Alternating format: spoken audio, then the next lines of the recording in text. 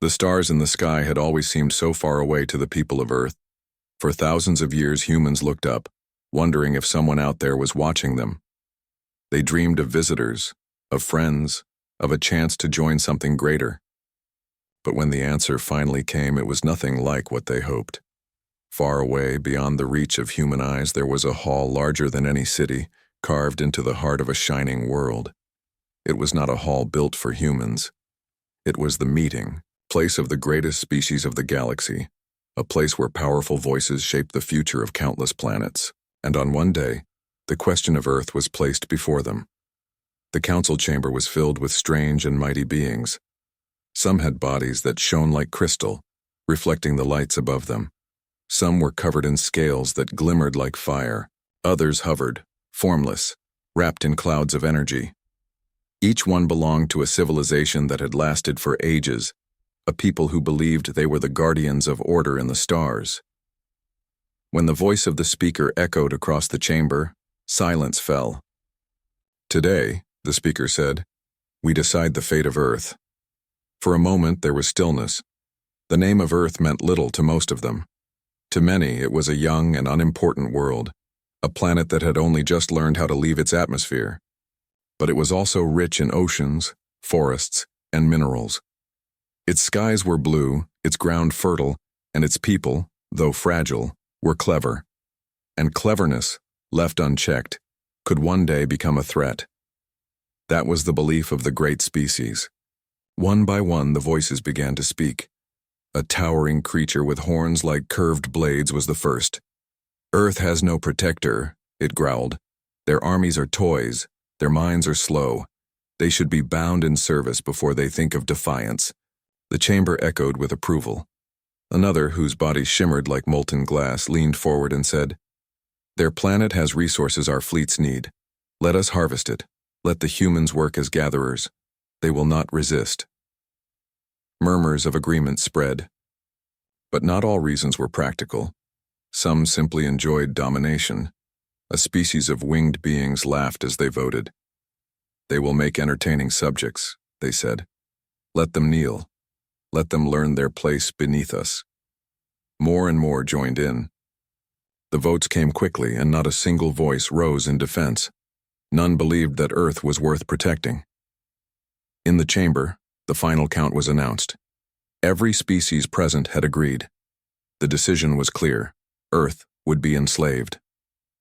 The hall shook with the sound of triumph, as if the conquest had already been completed. No one doubted that it would be easy. Back on Earth, people continued their lives, unaware of the choice made above the stars. Children played in fields. Workers hurried through cities, and families gathered in their homes. The skies looked the same, blue and calm, hiding the truth that was coming. But beyond those skies, fleets were being prepared. Engines roared in the darkness, ships larger than mountains lit up the void, and armies trained to land on human soil. The species who had voted believed it would be a small matter. They had crushed greater worlds before, empires with weapons far stronger than anything humans had. To them, Earth was nothing but a stepping stone, a world that would give them more power and more control. They did not imagine that they would face anything unusual. They did not imagine that their victory could turn to fear. Yet beneath the surface of Earth, hidden in the hearts of people, there was something no one in that chamber had spoken of. Humans had weaknesses, yes, they fought each other, argued, and made mistakes. But they also had something else, something far less visible, a spirit that refused to break. Through history, again and again, they had risen after defeat. They had endured storms, wars, and disasters. And every time they had learned, adapted, and stood again. When the decision of the council was sealed, Earth had no voice. No human leader was called to argue. No human was given a chance to stand in defense. The galaxy had spoken, and the people of Earth were already counted as slaves before they even knew it. The fleets turned toward the planet, confident, prepared, and hungry. Far away, the council celebrated. "It is done," said the speaker. "The vote is complete. Earth belongs to us." The alien species looked at one another with pride, certain that they had made a wise choice. To them, it was no more than a game already won. None of them understood what waited for them. None of them knew that the same humans they mocked as weak would one day make them kneel. As the fleets drew closer, the first shadows crossed Earth's skies. Lights appeared above the clouds, strange shapes hovering silently, larger than any plane. People looked up in fear and wonder. Rumors spread in cities, voices whispered in villages, and the feeling of unease grew. Something was coming. The world was about to change. And far away in the stars, the mighty species smiled. They thought the chains were ready. They thought their victory was certain. But the story of Earth was only beginning, and the choice they had made, the choice to enslave, would one day return to them in ways they could not imagine. The first chains did not fall from the sky all at once. At first, people only saw lights, huge, strange ships that floated above the clouds. They were nothing like human planes or satellites. They were silent, endless in size, and darkened the sun as they moved. The first day they appeared, the world stood still. People rushed to rooftops and open fields to watch. Children pointed and adults whispered with worry. Some believed it was a miracle, proof that humans were not alone. Others feared what it meant, their hearts heavy with an unknown dread. Then the voices came. Across every screen, every radio, every device that could carry sound, the same message was played. It was not in one language, but in all languages at once, translated into words every person could understand. The message was simple. Earth now belonged to them. Humanity was ordered to obey. Resources must be surrendered. Leaders must kneel. Every man, woman, and child was expected to serve. At first, many thought it was a cruel trick or some new kind of warfare. But soon, reality crushed hope. Entire cities saw fleets descend. Towers of light stretched down to the ground, and from them walked figures unlike anything humans had seen. Some were towering giants with armor like stone, others small but wrapped in strange machines, and some appeared as if woven from smoke. Each species that had voted in the Great Council now claimed its right to rule over Earth. Human leaders tried to resist with words. Governments sent messages, asking for peace and cooperation. They offered to trade, to share knowledge, to avoid war. But the aliens only laughed. "You are beneath us," one commander said, his voice carried across a hijacked broadcast. "You are not partners. You are property." Those words spread faster than fire, and with them spread despair. For many weeks, Earth lived under shadow. Ships floated above every major city. In villages and towns, machines patrolled the streets. Humans were ordered to hand over fuel, food, and minerals. Factories were seized. Skies were filled with alien carriers that drained oceans and stripped mountains. People were forced into labor, building for the invaders and serving their needs. But even in those first days of chains, small sparks of defiance began. Soldiers who had sworn to protect their nations refused to lay down their weapons. Farmers who were told to give their crops hid what they could. Engineers forced to work on alien machines secretly studied them, memorizing every wire and movement. Every time the aliens thought they had full control, humans found a way to slip through their fingers. The invaders believed humans were weak, but they did not understand how humans learned. In history, humanity had survived storms, famines, wars, and disasters by adapting. Now they faced the greatest threat of all, and that same spirit stirred again. In a hidden room beneath a city, a small group of leaders gathered. They were not all politicians or generals. Some were scientists, some were simple workers, and some were ordinary citizens. But they shared one thought. Earth could not bow forever. They whispered of resistance, of finding weaknesses, of fighting not with strength, but with wit. "They think we are fragile," one man said, "but they do not see that we can bend without breaking." As weeks turned into months, Earth changed. Skies that once held only stars were now crowded with ships. Forests and mountains bore scars where the invaders dug for resources. Children grew up with the sight of patrols above their towns. Yet under this new shadow, the hidden flame of resistance grew stronger. Humans studied every move of the invaders, every pattern, every habit. A farmer noticed that one species' machines froze in the rain. A scientist discovered that another relied on signals that could be blocked with simple interference. A group of miners realized that the fuel the aliens demanded could be made unstable with human tools. Piece by piece, the secrets of the masters were uncovered, not by mighty armies, but by ordinary people refusing to surrender. The aliens laughed at these small acts at first. They called them childish tricks, but slowly the laughter faded. A supply chain broke. A machine failed. A patrol was lost in the forest and never returned. Rumors spread among the invaders that humans were more dangerous than they seemed. Still, the council species believed their power was secure. They saw Earth as a toy, not a rival. Their fleets remained in the skies, and their armies walked the land with arrogance. But what they did not see was the growing unity among humans. For the first time in centuries, nations set aside their differences. People who once fought each other now fought side by side. The invaders had thought humans would break under the weight of chains. Instead, those chains became fuel for something stronger. Each command, each cruelty, each theft from Earth planted deeper anger in the hearts of people. The aliens could not measure this, for their machines had no way to read the fire in the human spirit. By the end of the first year, Earth was scarred, but it was not broken.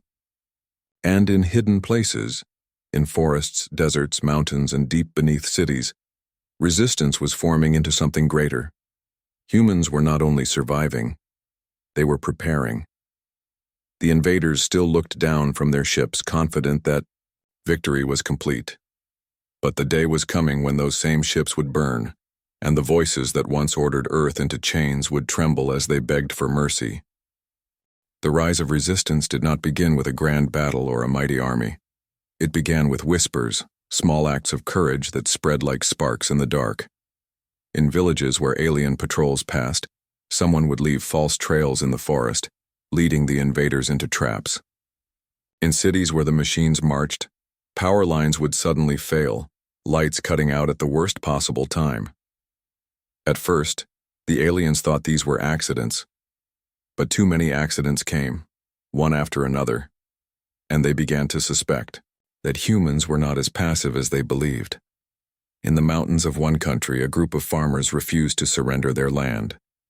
They knew they could not face the invaders openly, but they used their knowledge of the terrain to vanish into caves, striking at night and disappearing with the dawn. In the deserts, nomadic tribes guided alien patrols into endless dunes where their machines sank. On the seas, fishermen turned their boats into silent scouts, reporting every movement of the ships above. Everywhere across the Earth, resistance was rising, built not on strength alone, but on creativity and willpower. The aliens soon realized humans learned faster than they expected. Whenever the invaders introduced a new machine, humans found its weakness. When they set up bases, humans studied their routines, noting every guard, every blind spot. It was as if the entire planet had become a school, and every human was a student of survival. A turning point came when a group of young engineers captured a small alien drone. They took it apart piece by piece, studying wires and circuits no human had ever seen before. Many thought it was impossible to understand, but the engineers refused to give up. Days turned into weeks, and slowly, they began to understand how it worked. With patience and courage, they managed to turn the drone against its masters. For the first time, human hands flew alien technology. The news spread quickly, giving hope to millions.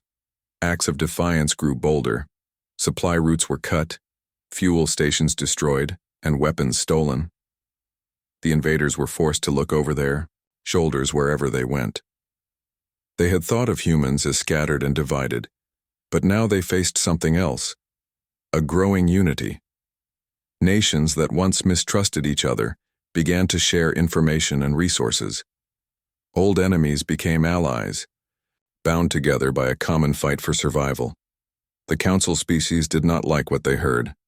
Reports arrived of humans outsmarting their patrols, sabotaging their ships, and even winning small battles. Some of the alien commanders dismissed it as nonsense, saying, "They are primitive, they cannot harm us." But others grew uneasy. "We have crushed stronger worlds," one said. "Yet these humans do not bend. Every strike we deliver becomes a lesson for them." The council tried to tighten its grip. Curfews were forced, punishments were given, and warnings were sent across the globe. But instead of fear, these actions only fueled more anger. Families who had lost loved ones to the invaders joined the fight. Workers who were forced to build for the aliens secretly built weapons for themselves. Even children became messengers, carrying hidden notes through the streets. The invaders began to realize that no matter how many humans they captured, more would rise in their place. For every building they burned, 10 more people swore to resist. For every life they tried to break, the determination of Earth grew stronger. The greatest shock came when humans captured their first alien warship. It happened near the coast, where a fleet had landed to drain the ocean of minerals. The invaders believed no human could touch their technology, but a group of divers, engineers, and former soldiers worked together in secret. They attacked at night, cutting power lines, disabling defense systems, and storming the vessel with nothing but stolen weapons and courage. Against all odds, they succeeded. When the dawn rose, the ship was no longer in alien hands. It was under the control of humans. The victory was celebrated in whispers at first, but soon the entire planet knew. Humanity had done the unthinkable. They had not only resisted, they had taken from their conquerors. The captured ship was studied in secret, its engines pulled apart, its weapons examined. With every discovery, Earth became stronger. The aliens could no longer laugh.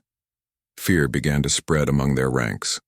Patrols grew smaller, commanders grew harsher, and the once proud fleet seemed less confident. They had thought humans were a simple people, unworthy of notice. Now they faced a species that refused to surrender, a species that learned faster than they could crush. In the hidden chambers of the council, arguments began. Some species demanded stronger action, wanting to burn cities to ash. Others hesitated, worried that such destruction would only make resistance worse. For the first time, cracks appeared in their unity. They had all voted to enslave Earth easily, but now none of them wanted to take the blame for the growing disaster. Meanwhile, on Earth, the resistance grew bolder. In the forests, mountains, and oceans, groups of fighters turned into armies. They were not dressed in uniforms, nor did they carry the same weapons, but they were united in spirit. They no longer waited to defend, they began to strike first. The rise of resistance was not only about battles, it was about hope. In villages where people had once wept in silence, songs were sung in secret. In cities under shadow, lights of courage flickered in hidden places. Parents told their children stories of freedom, promising them that chains would not last forever. Humanity had found its strength, not in machines or weapons alone, but in the unbroken bond between people who refused to kneel. By the time the council realized the truth, it was already too late. Earth was no longer the frightened world they thought they had conquered. It was a planet awake, alive, and ready to fight. And with every passing day, the resistance grew stronger, turning fear into courage and chains into fire. The masters had arrived thinking Earth would bow easily. But now, for the first time, it was the masters who began to look over their shoulders, afraid of the very people they once called weak. The collapse of the masters did not happen in one single battle. It happened piece by piece, like cracks spreading across glass until the whole surface shattered. The species that had once marched into Earth's skies with pride now found themselves struggling to hold on to what they had stolen. At first, the invaders dismissed human victories as luck. They told themselves that a few lost patrols and a stolen ship meant nothing compared to their fleets. But as weeks turned into months, those small losses grew into something much larger. Every time the aliens adjusted their strategies, humans adapted faster. Every new weapon brought against Earth soon became a weapon used by Earth. The very technology meant to enslave became the key to freedom. In the jungles, human fighters used captured drones to scout alien bases. In the mountains, stolen energy Rifles were turned against their former owners. On the seas, resistance groups piloted hijacked ships attacking supply lines the aliens thought were secure. What once seemed like scattered acts of defiance now formed into coordinated strikes. The resistance was no longer hiding in shadows. It was fighting openly and winning. The aliens began to fear places they had once walked freely. Bases that had stood tall were now silent ruins, destroyed by people who knew the land better than any invader ever could. Whole fleets were forced to retreat into orbit, afraid to land where human fighters waited. For every alien soldier captured, humans gained more knowledge, more tools, and more confidence. Tensions rose among the council species. In their hidden chamber among the stars, leaders argued bitterly.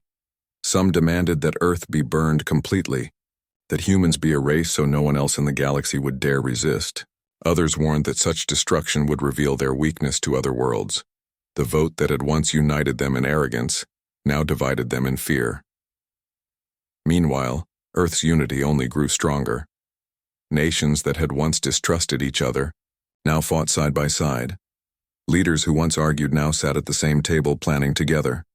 For the first time in history, the people of Earth stood as one, driven not by borders or flags, but by the shared dream of freedom. The fall of the Masters became clear when humans struck at one of the largest alien command centers on the planet. The invaders believed it was unbreakable, guarded by machines, energy shields, and soldiers from 3 different species. Yet the resistance came, not with overwhelming power, but with careful planning and endless courage. They used tunnels dug in silence, signals jammed with simple devices, and knowledge gained from months of watching. What the aliens thought impossible became reality. The command center fell. When the news reached the fleets above, fear spread faster than light. If humans could take the heart of an alien stronghold, what else could they do? For the first time, commanders hesitated to give orders. Soldiers looked at one another with doubt. The species who had once seen themselves as masters now began to realize they were prey. Across the galaxy, whispers spread. Other worlds that had once suffered under the Council's rule began to hope. If Earth could resist, perhaps they could too. The image of humans rising from chains to fight back became a story told in secret on distant planets. The Council feared this most of all, that the fire of Earth would spread. On the ground, humans pressed forward. They no longer hid from the skies. Resistance groups joined into larger armies. Captured ships were rebuilt and launched back into battle. Cities once darkened by alien shadows lit up again, not with fear, but with the light of victory. Everywhere the masters were pushed back step by step. By now the invaders begged their council for more support, but the unity they once shared had collapsed. Some species pulled their fleets away, unwilling to waste more lives on a war they no longer believed they could win. Others fought harder, desperate not to lose face. But together, they no longer stood strong. Their arrogance had been their bond, and when it broke, so did their power. The collapse of the masters was not only military, it was also within their hearts. They had thought themselves untouchable, but now they saw humans rising above every strike. They had believed Earth would kneel, but now they were the ones kneeling in fear of what was to come. And so, as the once great fleets burned in Earth's skies, and as the once feared armies fled from Earth's soil, it became clear to all the age of the masters was ending.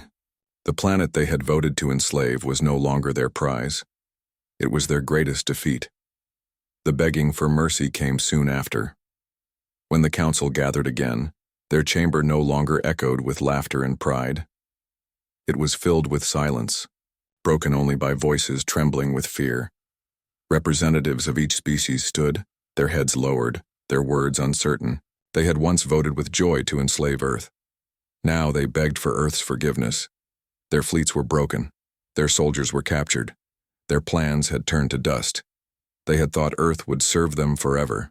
Yet now it was. They who stood before humanity, powerless. On Earth, the question was heavy.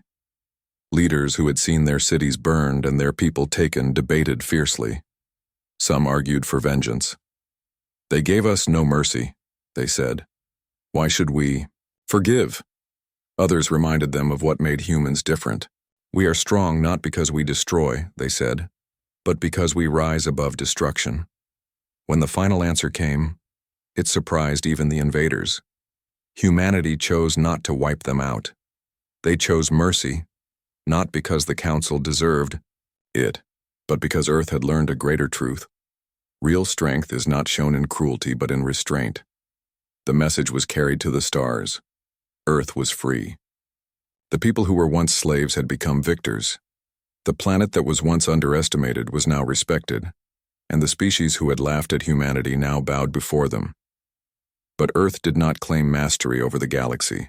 Instead, they chose their path with wisdom. They showed that even after suffering chains, one could rise and choose not to enslave in return. The story of Earth spread far and wide. To every corner of the galaxy, it carried a lesson. Never mistake kindness for weakness, and never mistake silence for surrender.